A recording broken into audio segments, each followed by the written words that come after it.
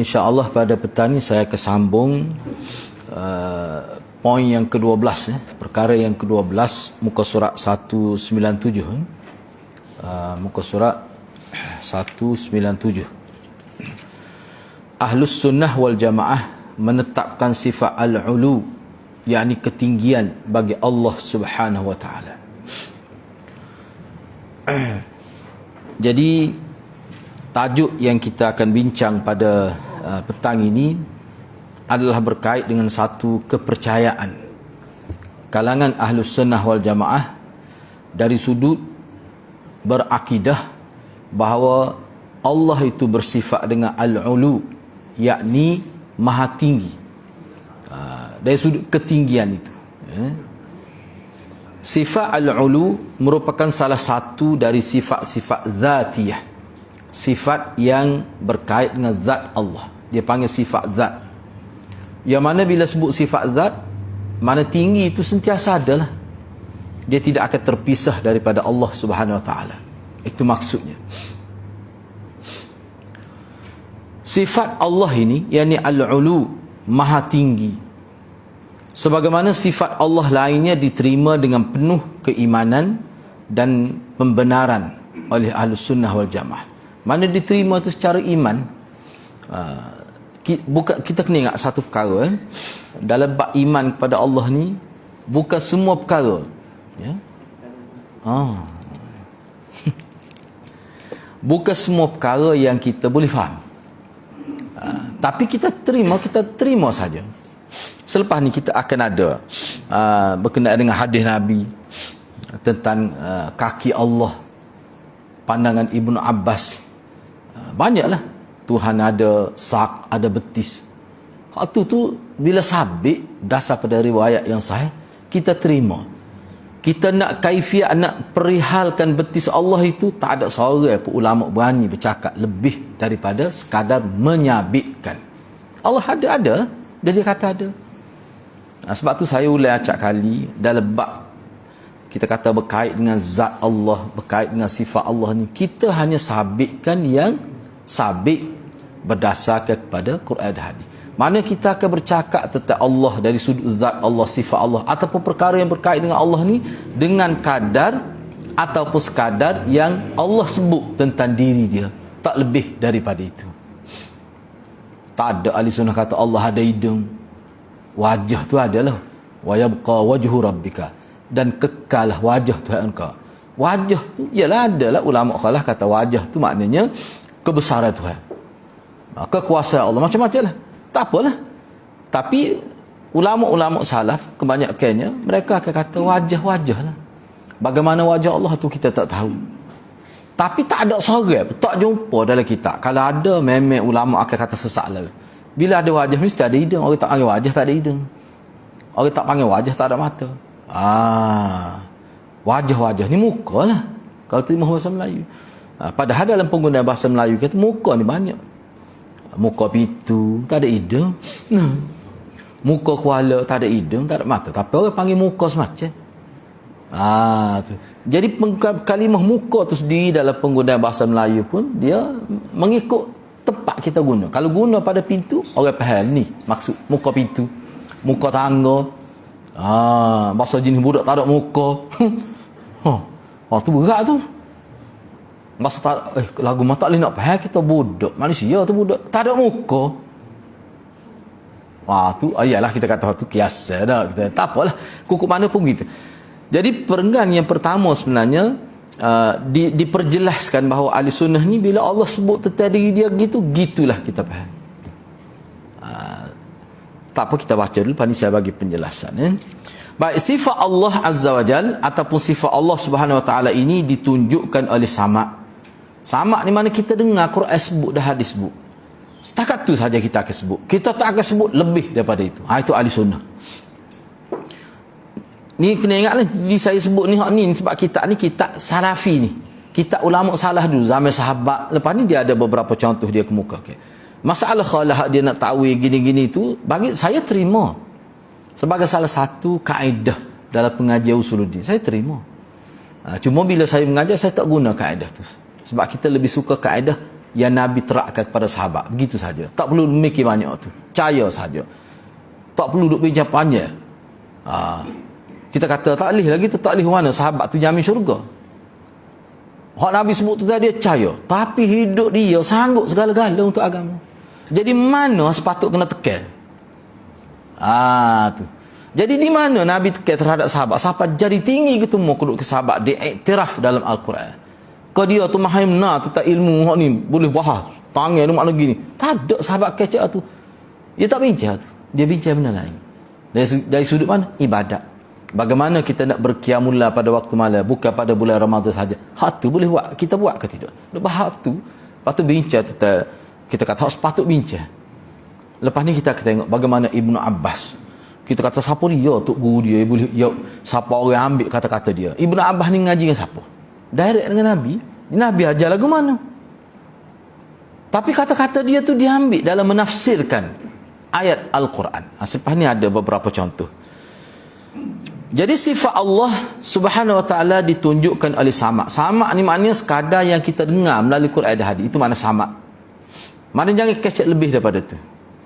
Mana tak boleh nak kiyah, tak boleh nak tarik ikut-ikut ni berdasar pada kreativiti kita, tak boleh. Akal ditunjukkan oleh Quran dan hadis, akal dan fitrah.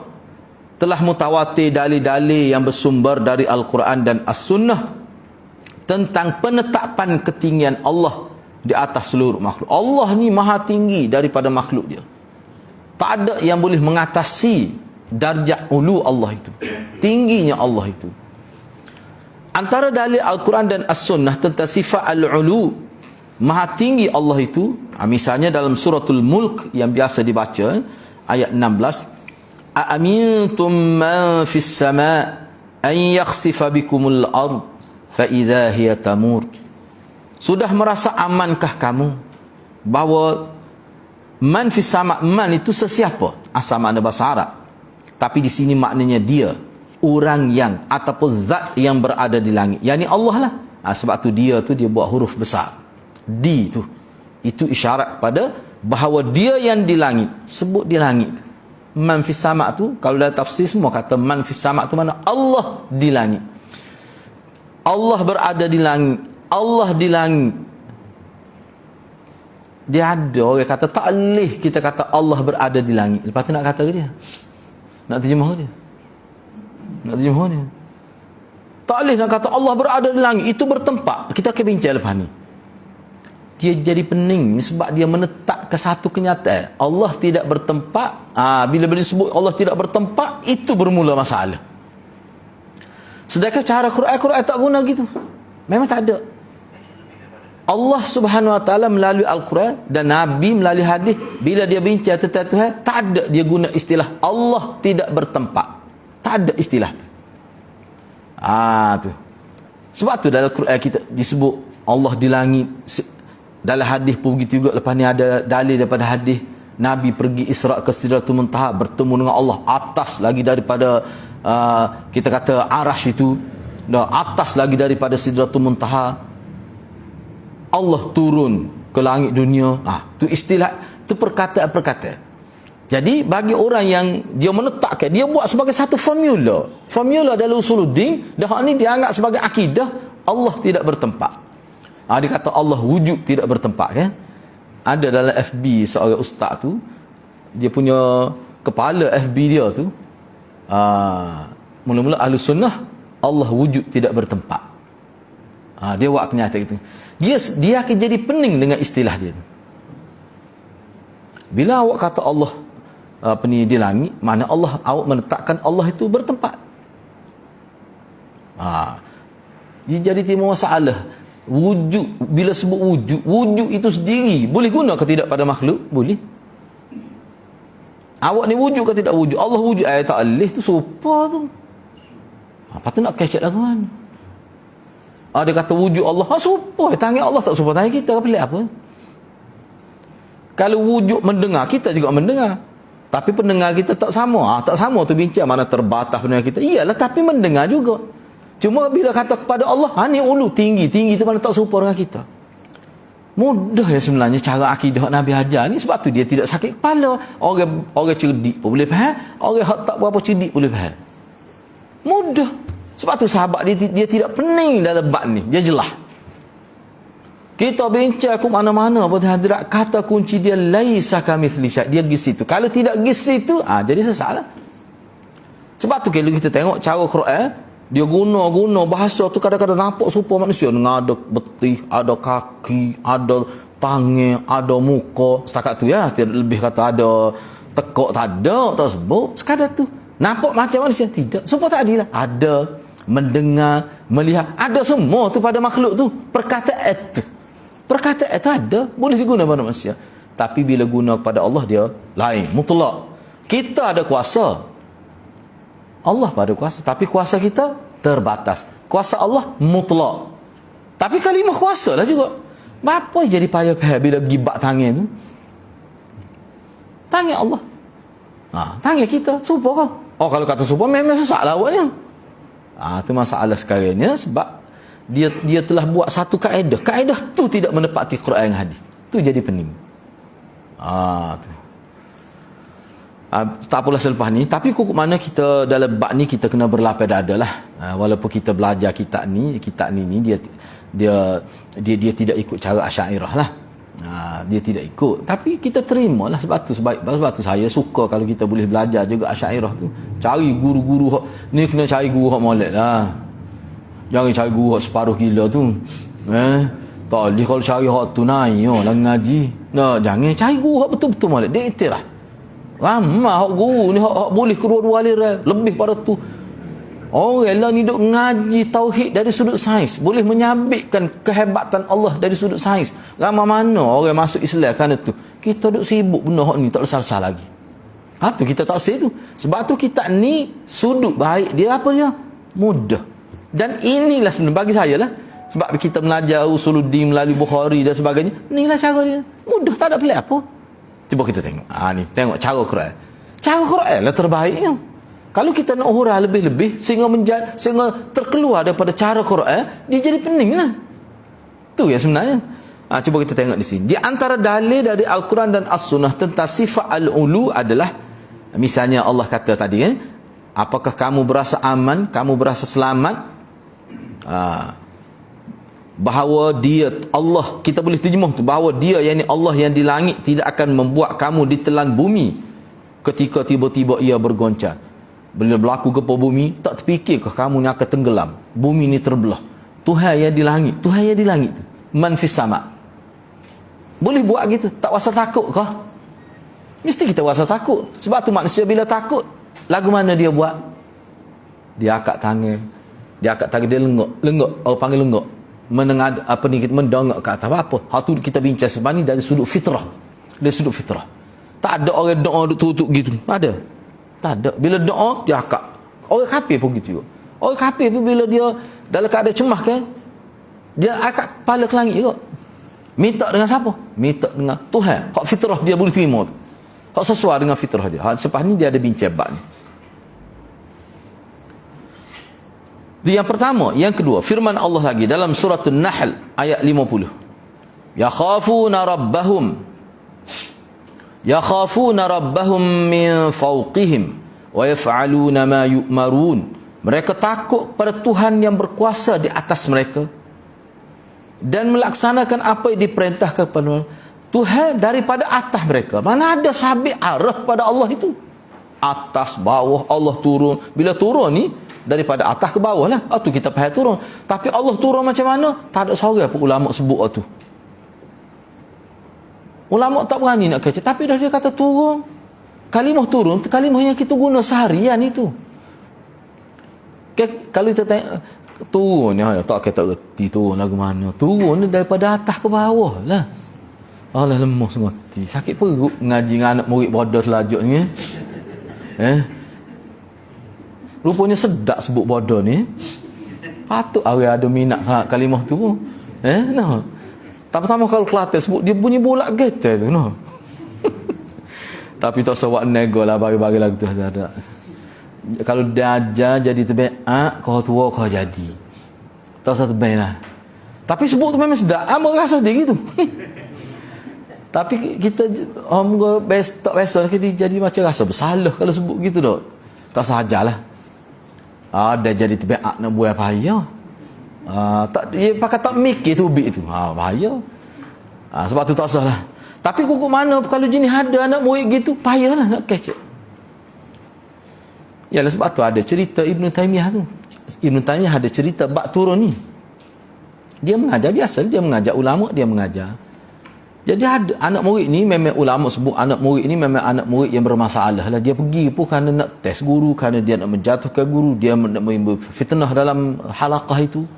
Semua tanya bila sampai bab ayat-ayat, bila Ibn Taymiyah sebut tentang Allah ni, dia tanya macam Allah turun lagu mana. Padahal ayat dah main lepas. Tu saya kata tu. Sebab tu berasa kot nak guna kalimah tu jari-jari tu. Nah, Ibn Taymiyah kata turun lagu ni tu. Muka dia ngajar di atas mimbar tinggi. Dia pun turun. Dung dia tu. Lagu ni lah turun. Kalau mu tak erti tak? Dia nak ayatnya turun. Tu satu pun tak faham. Lagu ni lah turun. Dia bukan nak kata Tuhan turun gitu. Tapi anak murid ni, dia kata boleh guna adalah sebagai modal. Ibn Taymiyah kata Tuhan turun. Supaya dia turun daripada mimbar itu. Padahal Tok Guru nak ajar anak murid tu. Apa jenis gitu. Itu ada cerita. Padahal duk sebut acak kali turun lagu mana tu tak tahulah. Bila kita bercakap turun berkait dengan Allah, dia turun tu lagu mana kita tak tahu. Tapi kalimah turun tu kita faham lah. Dalam konteks penggunaan manusia, bila kata turun tu min fauq ila taht, dari atas ke bawah. Orang faham semua tu. Budak sekolah dah berhenti. Tapi bila kita nak kait dengan turun Allah, kita tak tahu. Kita tak boleh nak kata turun supaya kita turun. Tak boleh. Tak ada ulama kata begitu. Tapi kenapa kita kata Allah turun? Dia sendiri sebut.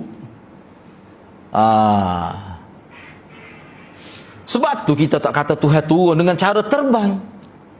Sebab dia tak sebut. Tapi kalau malaikat ada sebut terbang. Mungkin dia ada sayap. Itu cara ahli sunnah simple, mudah percaya. Sebab ayat ni dia panggil ayat imani, ayat yang kita percaya saja. Tak perlu duk bincang. Sebab ini berkait dengan Tuhan. Sayyidina Ali pun sebut dah siapa dia nak bincang tentang Tuhan. Dia kata dia kenal Tuhan supaya dia kenal manusia. Orang tu rosak dah tu. Yang ketiga, Allah berfirman lagi dalam suratul A'la, Sabbihisma rabbikal a'la. Suci, sabbihi ni, sabbih ni dia panggil fi'il amar. Sabbih mana sucikanlah oleh engkau. Isma rabbik, nama Tuhan engkau, Al-A'la, yang maha tinggi.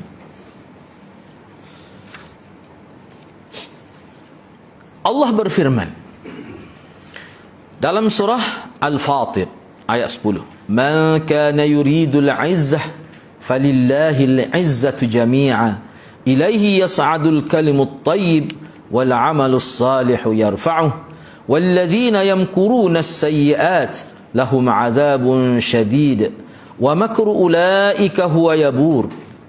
Barang siapa menghendaki kemuliaan, sesiapa nak al-izzah, kemuliaan,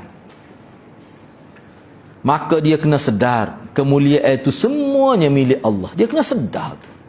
Mana kena minta dengan Tuhan lah kemuliaan. Kena minta kepadanya lah, yakni kepada Allah lah akan naik perkataan-perkataan yang baik dan amal kebajikan. Semua itu akan kembali kepada Tuhan belaka. Maknanya setiap amal perbuatan kita, sama ada niat ke, perkataan amal, semua akan naik Tuhan belaka. Apa maksud naik Tuhan? Tuhan akan nilai balik hak kita buat ni jadi ke tidak seperti yang dia nak. Bila sabit tu dia akan timbal pula mana lebih banyak. Tu semua tu Allah lah. Sebab duduk dia belaka. Dia akan mengangkatnya. Adapun orang-orang yang merencanakan kejahatan, mereka akan mendapat azab yang sangat keras dan rencana jahat mereka akan hancur dan sia-sia. Apa maksud di sini ayat ni? Satu poin saja saya nak sebut melalui ayat ini. Allah nak menyatakan bahawa jatuh, meningkat, naik darjat seorang ataupun jatuh darjat, semuanya berada dalam tangan Allah. Jadi kalau kita nak maju, nak naik tinggi, ikut kata-kata Tuhan, ikut perintah Tuhan. Sebab duduk pada dia. Kalau Allah seminta nak hina manusia, tak ada seorang pun boleh angkat dia. Kita ni hadirat, orang tak nampak keaiban kita sebab Allah Sembunyikan. Kalau Allah nak dedah ke keaiban kita, tak tahu nak letak mana muka kita, malu tak nak ayat kau. Tu. Sebab tu kita dalam tujuan apa sebut ni? Nak ayatnya kamu ketika sendirian pun kamu tidak boleh buat maksiat, ketika kamu di khalayak pun kamu tak boleh buat maksiat. Sebab Allah tahu dan Allah yang akan jatuhkan dan angkat kedudukan kamu. Itu akidah kita tu. Nak ayatnya kuasanya Allah tu. Kalau kecek Kelantan gedut, tangan dia belakang berapa. Yang kelima, ni berkait dengan hadis. Ni hadis ni dah sama pun hadis bincang tu. Nah, hak tu takwil gini sampai siapa kita kata kalau bahasa Kelantan siapa jelebek hadis tu. Nah, bahasa Kelantan pekak benar tu. Nya tarik orang tu nya tarik ni hadis. Gapo di hadis cuba tengok. Nabi pernah tanya seorang hamba wanita. Nak tahu, nak teh, kalau kata nak teh dia Islam ke tak? Nak uji dia Islam ke tak? Beriman ke tidak? Hak semaya tu tak apalah selepas tu. Beriman ke tidak? Nabi tanya dia, aina Allah? Di mana Allah? Perempuan ni tak kata Allah tidak bertempat. Allah wujud tidak bertempat. Dia tak kata gitu. Dia kata mana? Fis sama, di langit. Di langit tak apa maksud? Setengah ulama-ulama yang kita kata khalah lah, kita kata ni, dia kata di langit tu maknanya isyarat kepada tinggi. Maknanya isyarat kepada tinggi. Atas-atas ni isyarat kepada tinggi. Iyalah kita kata isyarat kepada tinggi, itu tafsiran kita. Asal makna bahasa Arab ni di langit. Baik, kalau kita pakai asal makna di langit pun tak ada ke makna tinggi tu. Tu bincang pula oleh kitab. Lepas tu kalaulah bila kita terima di langit, mana dengar dia ada juga makna tinggi, kelebihan. Patah apa maksudnya? Dia kata bertempat. Tempat pun laisa kamitsli syai', tak sama dengan tempat kita. Tak sama juga. Seperti mana kita kata Allah melihat, tak sama dengan kita melihat. Hak ni pun Allah di langit. Bagaimana Allah? Wallahu alam lah. Cuma kita sabit apa yang Allah sabit kata diri dia. Itu. Saya lebih tenang tu lah. Tu lebih baik. Tak sakit kepala. Nabi pun tanya lagi, man ana? Ni aku ni siapa? Dia kata, anta Rasulullah. Engkau adalah utusan Allah. Maknanya asyhadu an la ilaha illallah tu wa asyhadu anna Muhammadar Rasulullah tu maksud tu. Maka Nabi berkata, a'tiqha, merdeka ke perempuan ini, fa innaha mu'minah, kerana perempuan ini adalah beriman. Maknanya beriman dah tu. Itulah bahaya dah. Patut ada. Yalah adalah kita dengar dalam YouTube lah. Mana siapa kata Tuhan di langit, kapi dia kata. Ni. Alah, jadi boroh kecek. Kelantan kata boroh kecek tu. Boroh kecek tu. Tak beringat cakap tu. Jangan kata begitu. Patut lagu mana ni Nabi ni? Mudah benar ni. Makna beriman dah tu. Lepas tu bila dia ngaji, dia akan lebih jelas lagi lah apa maksud apa maksud fisama tu. Tapi kok mana kata sekadar tu paling minima tu. Islam dah tu. Beriman dah tu. Beriman dah tu. Nabi tidak kata, ni Wahabi ni. Nabi tak kata gitu pada perempuan ni. Kita pun ada belum umur juga takut Nabi kata begitu. Nabi kata ni generasi Y ni. Nabi tak kata begitu. Nabi kata mukminah, beriman perempuan tu. Jadi tak usah duduk lebih-lebih lah. Bak kafir tak usah duduk lebih-lebih. Kita kecek dengan keadaan nas saja, cukup dah. Kita tumpu di segi hubungan dengan masyarakat. Hubungan dengan Allah ni, kita kata berkait dengan Tuhan, i'tiqad kita ni sekadar yang Quran hadis sebut cukup. Lepas tu kita fikir bagaimana nak laksanakan kehidupan kita selarah dengan sunnah Nabi. Hak tu sahabat Nabi tekan. Sebab tu sahabat hak biasa pun boleh masuk Islam. Sebab apa? Dia buat hak dia boleh buat. Hak Nabi suruh hak dia boleh buat. Dia buat. Dia tidak sibuk dengan hak benda-benda gini. Jadi tuan kita ni dia buat ulasan lah sikit. Ni. Dia kata terdapat dua permasalahan yang terkandung dalam hadis ni. Hadis ni. Pertama, disyariatkan untuk bertanya pada seorang Muslim, di mana Allah? Nabi tanya, nak uji dia tu orang beriman ke orang tidak beriman. Nabi tanya, di mana Allah? Boleh terang ni hari ni. Pergi tempat-tempat tertentu tu kat, di masjid lah maknanya. Tanya, aina Allah? Cuba tanya. Dia jawab lagu mana? Saya baca ni syarah dia banyak. Katakanlah orang kata kafir, dia jawab mana? Dia kata sekafir, siapa dia kata Allah ada atas langit, jadi kafir itu. Cuba ambil soalan Nabi. Soalan Nabi, tanya dia, aina Allah? Dia jawab mana? Dia jawab. Saya tengok dalam internet, Allah meninggi di langit. Apa meninggi di langit? Bagi tu lah ya tu. Allah di langit, Allah meninggi di langit. Bagi tu lah tu bagi saya. Tak ada apa pun. Semua tu. Sebab tu saya buat nota. Sebab saya tengok dalam kenyataan ulama sebut semua ni sebenarnya mesti dikembali pada kunci iman. Atau apa dia? Kunci tauhid. Bukan kunci tauhid. Apa dia? Laisa kamitsli syai'. Dia pergi situ semuanya. Selagi dia sampai ke situ, maka tu dia mukmin. Oh, kalau Syiah tu lain, tidak Syiah ni siapa dia sebut Tuhan ni? Tak ada. Tuhan ni dia ada ni abdomen sepuluh manusia. Dia ada. Jelas lah kita. Tu syirik sungguh tu. Tu kafir sungguh. Bahkan ni di abdomen ni dia tak ada organ Tuhan ni. Kosong seperti sekuk atau tak ada sekuk tu. Dia tak sebutlah tes sekuk tu. Ni saya nak suruh faham. Kosong, tak ada apa-apa. Kosong. Makna ruang. Jauh tu makna ruang. Rangga. Dia kata, tu tak ada ahli sunnah kejap gitu.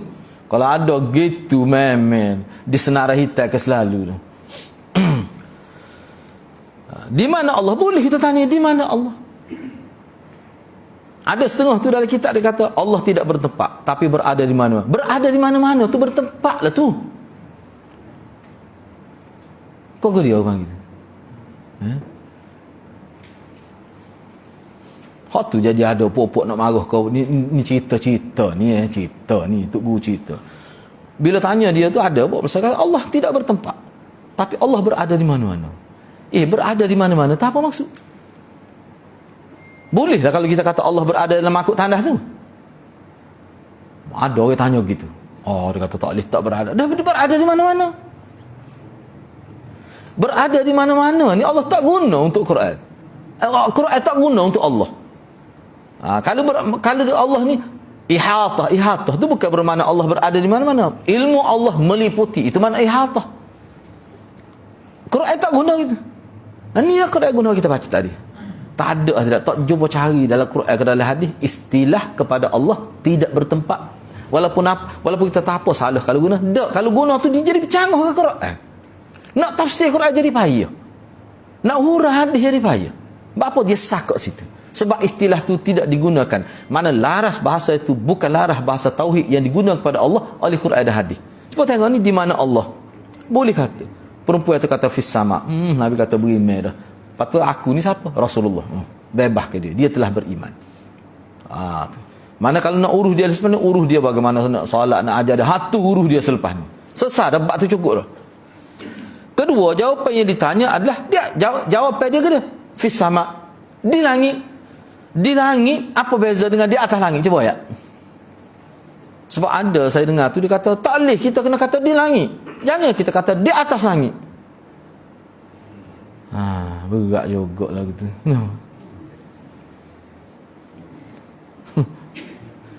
Dah lah kalau kita kecek ni ayat bahasa ni. Mana mak di rumah? Di rumah. Kalau orang tanya kita, duduk dalam keluar, tak tahu di rumah. Takkan pening. Dia kata di rumah ni, benda tu kata benda tu penizam Nabi tak fikir di sini maknanya boleh jadi dia berada di luar rumah, makna dekat rumah. Di rumah tu boleh jadi dia berada dalam rumah. Di rumah tu boleh jadi dia ada atas rumah. Boleh jadi belakang di. Kalau nak kira lagu tu gak, nak bahas Usuluddin, tu memang jadi lepas sungguh. Kalau bahas lagu tu. Padahalnya pihak Allah di langit ataupun di atas langit. Bagaimana atas langit itu? Wallahu a'lam. Surah pada Allah. Tapi dari segi bahasa Arab, fis sama di atas langit. Fil maktab di atas di meja. Kita tanya, misalnya kita tanya seorang lah, ainal hatif? Mana telefon? Dia kata, fil maktab, di atas meja. Orang Arab akan pergi atas meja tu. Enggak bagi, bukan makna dalil. Itu biasa je bahasa Arab tu. Tu hak tu. Sebab tu kata kalau itu kan jadi pelik. Apa jadi susah tu? Sebab dia ada dah masuk pengaruh falsafah tu. Ilmu kalam tu masuk dah, kena dah tu. Jadi belik lah. Maka sesiapa yang memungkiri dua masalah di atas, bererti dia memungkiri Al-Mustafa. Al-Mustafa mana orang yang dipilih oleh Allah SWT. Tak kira kita nak nafi hadis ni. Kita nak tahu di langit yang dimaksudkan di sini isyarat kepada Allah tu tinggi. Dalam bahasa Arab tidak mana begitu. Baik, ulama kata boleh jadi juga kalau secara isyarat, kalau secara qiyah ayatnya tinggi. Baik, kalau sebut atas langit pun tak ada ke mana tinggi tu. Kebaikan kita kata di langit, mana di atas langit, makna tinggi itu tak ada, dan kita mengekalkan kalimah asal yang keluar daripada mulut perempuan itu di hadapan Nabi, dan Nabi tidak kritik apapun. Nabi perakui betul. Selamat tu. Bila kata di atas langit, tak ada ke mana tinggi tu? Ada juga. Lepas tu, apa masalah awak sebenarnya? Masalahnya, dia setengah orang ni, dia suka kata apa yang orang tak kata. Lepas tu dia kata orang itu kata. Padahal dia kata. Apa nak dikatakan kepada orang gini? Masalah lah tu masalah sebenarnya. Lepas tu erik macam-macam. Lepas tu letak pula. Jadi lah ni fitnah besar dia tak? Isu Wahabi ni fitnah besar. Dia boleh merosakkan hubungan masyarakat. Dia boleh menyebabkan jadi terhalang ajarannya betul tu. Ni orang panggil lakab gelarannya tidak baik. Bui gelaran gitu. Jadi ada setengah orang itu dapat dosa tiap-tiap hari, dan ada setengah orang itu dapat pahala tiap-tiap hari. Yang keenam, dia buat mari pula. Tadi hadis man fis sama' tu. Ni hadis tentang Isra' Mi'raj pula. Kena ingat ni Isra' Mi'raj ni Allah SWT jemput Nabi untuk jumpa dia. Tu jelasnya. Iaitu sebuah hadis yang mutawatir. Ulama sepakat orang tolak mutawatir. Tolak boleh jadi kafir, dan kalau orang dia hadis mutawatir tak boleh tolak. Tolak ni sama ada pada zahir lafaz tu ditolak mana dia ubah ditambah tu boleh masuk akidah, selagi dia panggil penyelewengan dari segi makna tak boleh juga. Jadi hadis mutawatir kena berhati-hati, sangat perlu berhati-hati. Misalnya sebagaimana disebutkan oleh sejumlah ulama, antara yang menyebutkannya adalah Syekhul Islam Ibnul Qayyim rahimahullah. Kata beliau, di dalam beberapa redaksi hadis menunjukkan kepada ketinggian Allah di atas arasy. Ketinggian Allah tu di atas arasy. Tidak ke bertempat tu. Di antaranya ungkapan dia, Nabi kata, Nabi cerita dia bagaimana dia Isra' dan Mi'raj. Nabi kata, fahumiltu alaih fantalaqa bi Jibril hatta atas sama' ad-dunya fastaftaha. Ni cerita Mi'raj ni. Lalu aku dinaikkan ke atas burak, maka berangkatlah Jibril bersamaku hingga sampai ke langit yang terendah, yakni langit bumi, mula-mula langit yang pertama. Ia pun mohon izin akan dibukakan pintu langit. Ceritanya panjang lah. Malaikat tanya siapa? Sebut Muhammad gini-gini. Mana ada berlaku dialog sedikit di situ. Baru dibuka pintu tu.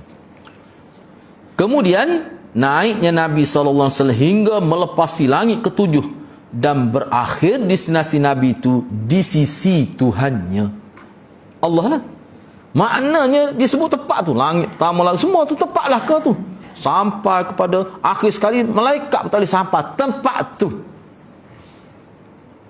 Tidak kita kecek gitu. Saya ingat lagi masa budak-budak sekolah rendah tu, ketika sekolah rendah lah, kita dengar bila siapa bulan Maulud kan, orang duduk berjanji tu, dia terjemuh dalam bahasa Melayu. Dia sebut dalam bahasa Melayu, tapi dia buat macam burdah tu, burdah alunan tu seperti Arab tu. Nabi kita sampai di tempat paling tinggi. Tu tempat paling tinggi. Awak dah kata orang kafir tu lah.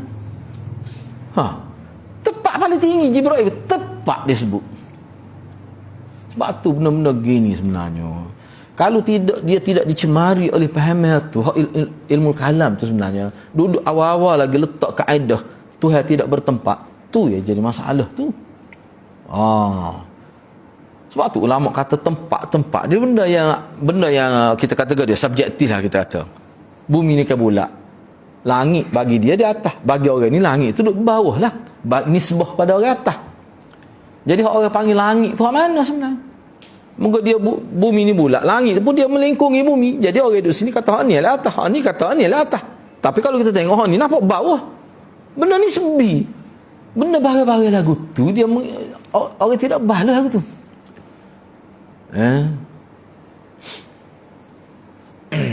Dia kata mak dia comel, dia kata mak dia comel. Iyalah comel belaka. Ya awak kata comel tu apa? Apa awak kata comel? Payah dia nak kata comel. Sebab tu ulama kalau kita baca buku falsafah, kalimah cantik tu sendiri pun nak wi takrif pun tak boleh. Nak wi takrif pun tak boleh. Saya mudah saya buat contoh gini, nak ayatnya ni hak kita duk bincang ni benda gitu. Saya Nabi ana sebut saya dia hak seorang ni mati dah. Hak seorang ni bini dia mati, hak seorang tu dia mati.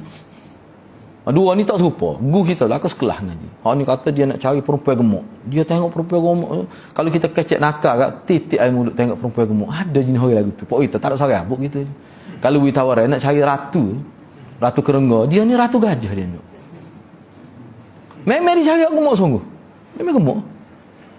Nak buat macam mana? Mula-mula nikah sebelah ada anak gemuk dah. Bahaya kalau lepas ada anak. Tak apa, bagi dia senang hati. Senang hati lah orang panggil comelnya.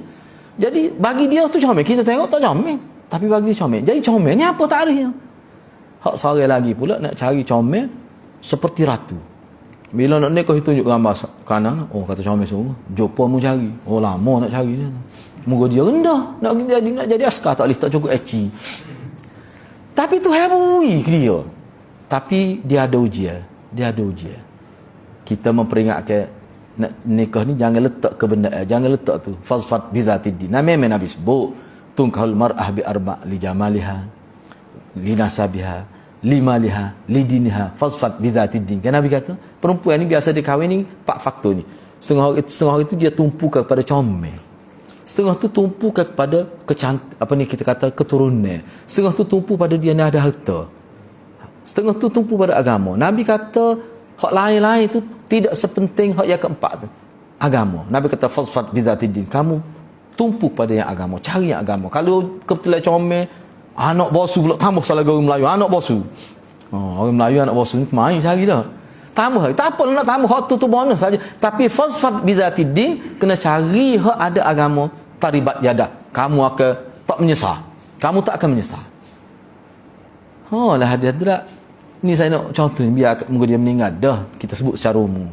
Hak kata nak cari ratu tak ni dak. Bila boleh anak seorang, Tuhan uji dia, bini dia jadi orang Kelantan kata naik tubuh. Dia rendah, bini dia tinggi. Bila tinggi, bila tubuh buka gemuk tu pitu tu sahih dia jadi. Dia sebut saya, aku tak geno dah kamu tu. Kalau geno nampak dia seorang dia tu. Kalau orang tengok kulbaki, aku driver tak nampak langsung. Lepas tu, apa dia? Susah hati. Bercerai akhirnya. Sebelum dia meninggal bercerai. Jadi masalah. Hak saya nak sebutnya, apa dia? Kalau kita comel, kita takrif kepada bentuk tubuh seperti ratu, dia boleh berubah tu. Bila berubah tu masalah. Hak tadi tak. Hak tadi tidak. Hak kata nak cari hak gemuk tadi sebab dia tak cerah tu. Cuma isteri dia meninggal dunia kerana sakit. Tak apalah. Jadi kalau hak tu hak comel pun kita nak takrif, hak ni tinggi tu kita nak takrif macam mana? Jadi masalah bila kita kaitkan dengan tinggi itu adalah merupakan satu keyakinan Allah itu mengatasi segala-galanya makhluk dia. Tu makna dianya. Makna dia. Cuma bahasanya fis sama. Tuhan guna gitu. Salah ke kalau kita guna gitu juga? Tapi tak ada dalam kepala kita tinggi tu supaya tinggi pokok kelapa tu. Tidak sebodoh itulah ulama kitanya. Ulama kita tak faham gitu. Tu dangkal sangat kalau faham gitu tu. Bila kalimah nampak serupa tak boleh menyerupai makhluk. Tak boleh sebut, tak boleh terjemah. Tangan tu takut serupa. Hak lain boleh pula. Hak tu pelik tu, tak konsisten.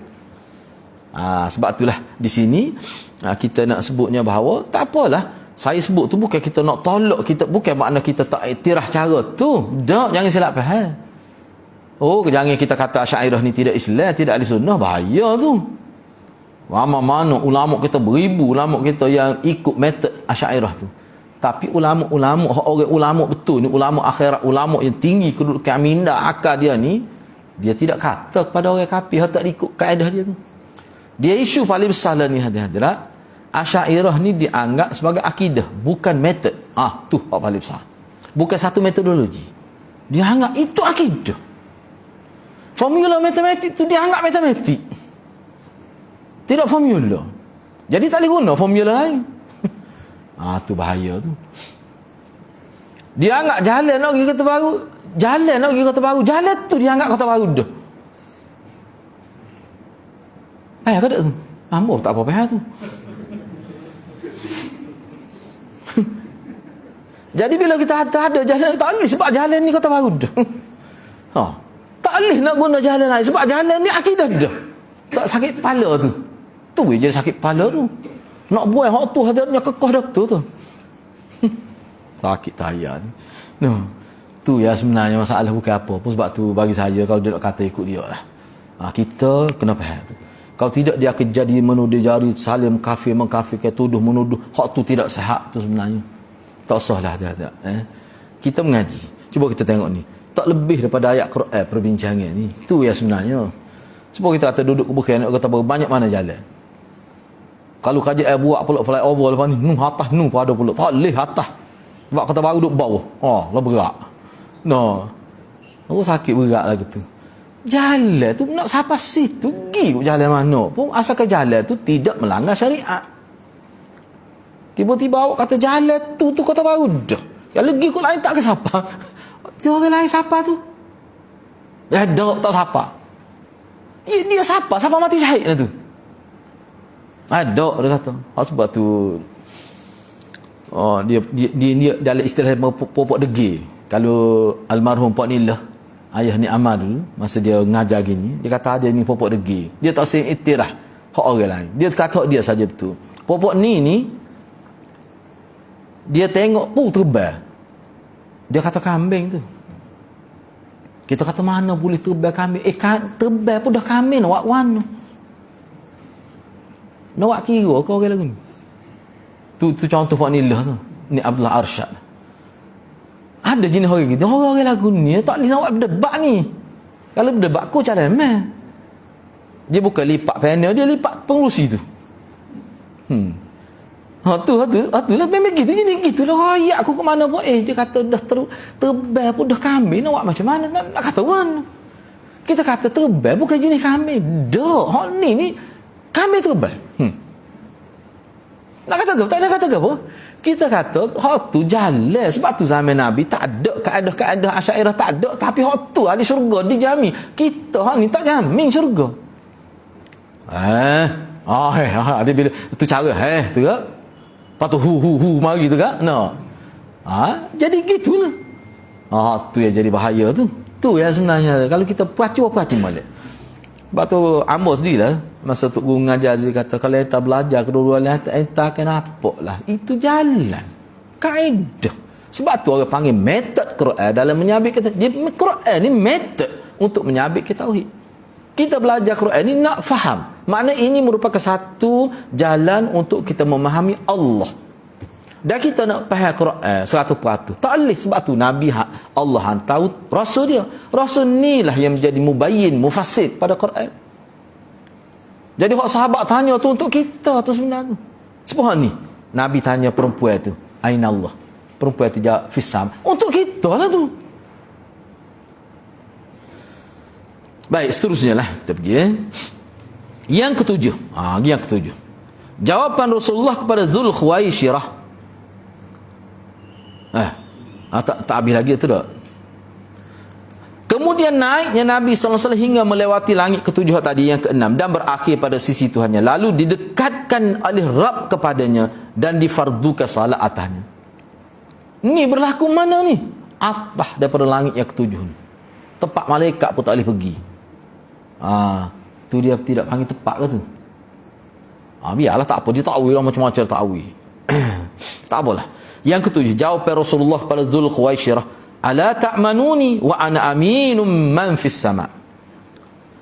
apakah kamu tidak percaya kepada aku, kata Nabi, sedangkan aku ni dipercayai oleh Allah yang ada di atas langit. Oh, Nabi sebut. Tak ada apa Nabi ni. Nah, man fis sama. Kamu tak percaya kepada aku kah? Aku ni orang yang dipercayai oleh man fis sama, oleh zat yang berada di langit. Siapa dia zat berada di langit tu? Allah lah. Nabi sebut Tuhan di langit. Dia kata hadis ni berkali tak betul, cuba tengok tu. Dia kata hadis ni berkali dhaif. Cuba tengok molek tu, Sahih Bukhari. Nombor 4351. Muslim 1064. Dari sahabat yang bernama Abu Sa'id Al-Khudri. Baik. Kita ambil sedikit lagi.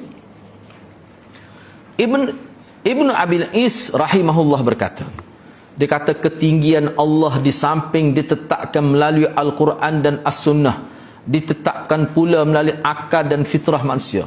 Ketinggian Allah Al-Ulu itu. Jadi kita kena ingat, kita pun faham, jangan silap faham. Bila kita sebut Allah ni tinggi-tinggi ni, dia berkait dengan keadaan, situasi, sifat. Betul. Tetapi kalau kita perhati pada nas-nas tadi, selain daripada makna itu, dia ada juga makna Allah ini berada pada. Cuba perhati, gak dia tanya aina Allah tu, di mana Allah tu? Fis sama.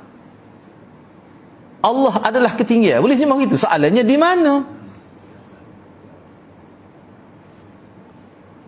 Orang tanya kita, aina abik? Aina abuk? Di mana ayah awak? Berada pada ketinggian. Dia kata memang ni wali majzub ni. Kalau jawab gini, patut nak jumpa mana ayah? Susahlah sebab dia berada pada ketinggian. Rupanya ayah dia duduk tingkat 10. Nak kata duduk tingkat 10 takut bertempat. Tak kecek bagi lagu tu. Nak ayat tinggi dah dia. Sebab dia tanya di mana kata. Di mana Allah? Fis sama, di langit. Patut payuh ke nak payah tu? Mudah benar. Di langit. Patut lagu mana? Wallahu alam. Sesama masalah. Gitu ya ulama kita tu. Patut jihad fisabilillah. Jihad dalam bentuk ibadat. Jihad tu. Hak tu jadi tinggi ya. Cuba tengok di sini. Ini menarik yang kata-kata dia ni. Kata Ibn Abil Is, dia kata ketinggian Allah di samping dia tetapkan, kita boleh tahu Allah ni tinggi. Kita tahu daripada Quran, daripada sunnah. Kita boleh tahu, kita boleh faham kau tu dengan akal dan fitrah kita. Misalnya di sini dia pukul mari. Ada Quran hadis inilah kita bincang ni. Adapun tetapnya ketinggian Allah melalui akal dapat ditunjukkan dari sifat kesempurnaan. Bila kita kata Allah ni sempurna, tak ada yang kurang bagi Allah, itu makna Allah tinggi lah tu. Allah tinggi lah tu. Atau akal kata. Mana sifat-sifat yang menunjukkan kerendahan, sifat-sifat yang menunjukkan kecacatan, sifat-sifat ciri-ciri yang disabit pada Allah tu menunjukkan kurang Allah. Itu ulama ahli sunnah kata salah, tak boleh begitu. Tak ada, tidak akan berlaku pada Allah begitu. Akal kata. Sebab kita terima dah Tuhan itu tinggi. Barulah orang panggil Tuhan. Tak boleh kalau Tuhan tu jenis nampak buruk, takut. Sebab tu, iyalah kalau kita sebut dah. Kita kata, sebab tu kita dalam agama kita tak boleh nak gambarkan Tuhan dalam bentuk objek. Sebab bila kata objek, mesti ada sudut yang boleh dikritik. Sebab tu setengah-setengah ulama kata, laisa kamitsli syai', itu makna dia ni boleh kita terima gini. Allah tidak bersifat relatif. Bila kata Allah, dia tak boleh nak banding. Selagi boleh dibandingkan, dia akan ada lebih kurang itu. Tu. Sebab tu Allah ni tak boleh nak lukis. Tak boleh. Sebab saya sebut contoh lah. Orang yang menang dalam pertandingan, tak kira lah pertandingan apa pun, kemenangan dia tu boleh dicabar untuk tahun seterusnya. Sebab dia menang tu kadang-kadang kalau lomba lari tu, kerana takdir perut dia ya. Perut dia kebetulan bucik sikit. Lebih situ.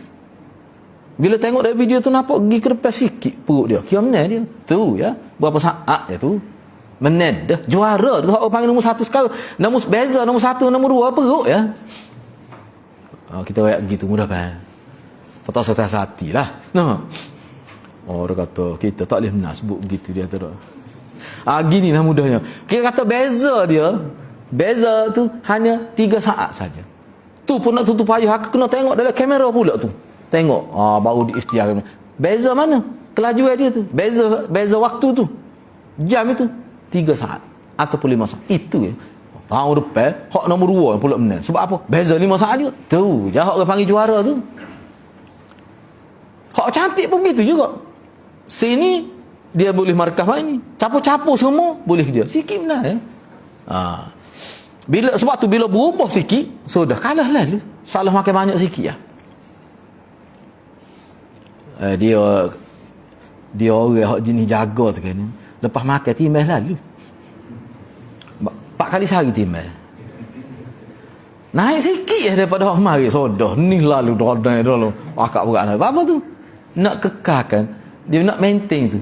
Tak susah tu. Siapa kita kata ke dia, Allah banyak kurang nikmat kita, bahan nasi berani sekak nak. Dia makan sikit. Oh, hidupmu lagu tu. Lah ni kena kita kata ke dia, mula ni kena fikir buat amal banyak. Duk ada syurga tak timbul dah masalah bucik-bucik ni. Dia kata, dia pun jadi mikir, tak rugi tu. Nak makan kau tu tak boleh, kau tu tak boleh. Tak boleh belaka. Saya bagi nasi pada dia. Bagi tu dia suruh makan, dia kata Allah kawin patah. Lepas tu kawin nak makan tak apa lah.